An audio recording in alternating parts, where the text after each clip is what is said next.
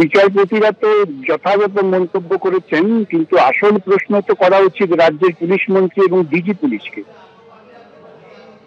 তারাই তো তৎপরতার এমন নিদর্শন খাড়া করেছেন, যে করেই হোক নিরাপদকে গ্রেপ্তার করতে হবে। তার কারণ নিরাপদে সেখানে মানুষকে সংগঠিত করছেন।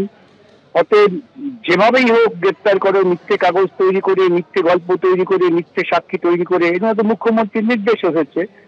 সুতরাং জনসমক্ষে জনমাধ্যমে আমাদের প্রশ্ন করা উচিত রাজ্যের পুলিশ মন্ত্রীকে এবং ডিজি পুলিশকে। আইনি আদালতে যখন যা প্রশ্ন করার যা পদ্ধতি নিয়ে আসে তা আমরা নিচ্ছি এবং নেব আগামী দিনে, কোনো সন্দেহ নেই। কিন্তু সামাজিকভাবে এই সমস্ত দায়িত্বজ্ঞানহীন পদাধিকারীদের প্রশ্ন করা উচিত।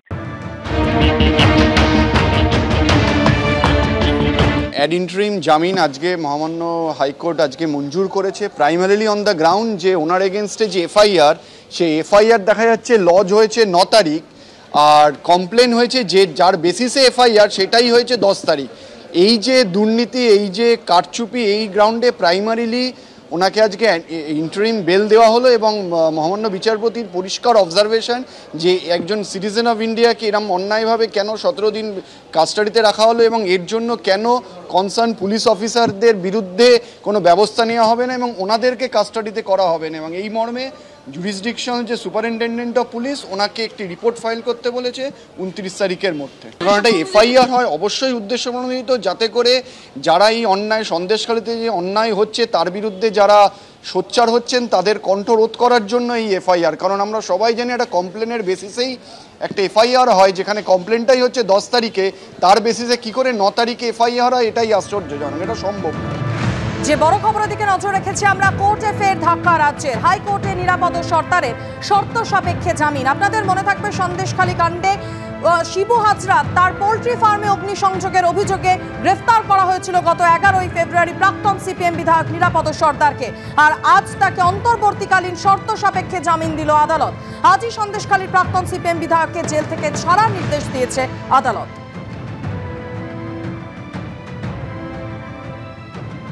রাজনৈতিক প্রতিহিংসায় গ্রেফতার করা হয়েছিল, সত্যের জয় হয়েছে, মন্তব্য করেছেন সন্দেশখালীর প্রাক্তন সিপিএম বিধায়ক নিরাপদ সর্দারের স্ত্রী।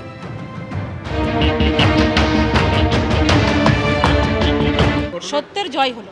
আদালতকে অসংখ্য ধন্যবাদ। আমাদের বিচার ব্যবস্থার উপরে সম্পূর্ণ আস্থা রেখে বলছি, আমাদের বিশ্বাস ছিল যে অন্যায়টা হয়েছিল ওনার উপরে, সেই অন্যায়টার আজকের সঠিক বিচারটা আমরা পেয়েছি। এটা সম্পূর্ণ রাজনৈতিক প্রতিহিংসার প্রতিফলন। সম্পূর্ণভাবে ওনাকে থামিয়ে দেওয়ার জন্যে এবং মানুষের হয়ে কথা বলাটাকে বন্ধ করার জন্য এটা করা হয়েছিল। যারা সরকারে আছে। আপনাদের অভিযোগ মূলত কাদের দিকে, মানে সন্দেশখালীতে এই চক্রান্ত কেন? সন্দেশখালীতে সরকার চেঞ্জ হওয়ার পর থেকেই এই চক্রান্ত একাধিকবার করা হয়েছে। উনি যখন 11 সাল থেকে 16 সাল পর্যন্ত এমএলএ ছিলেন তখন একাধিকবার ওনার মুখ বন্ধ করার চেষ্টা করা হয়েছিল এবং শারীরিকভাবে নানান রকমেরভাবে অত্যাচার করা হয়েছিল এবং একটা সময় গিয়ে বাড়ির উপরে এরকম আক্রমণ হয়েছিল যে বাড়ি ছেড়ে চলে আসতে বাধ্য হয়েছিলাম আমরা পরিবার সমেত।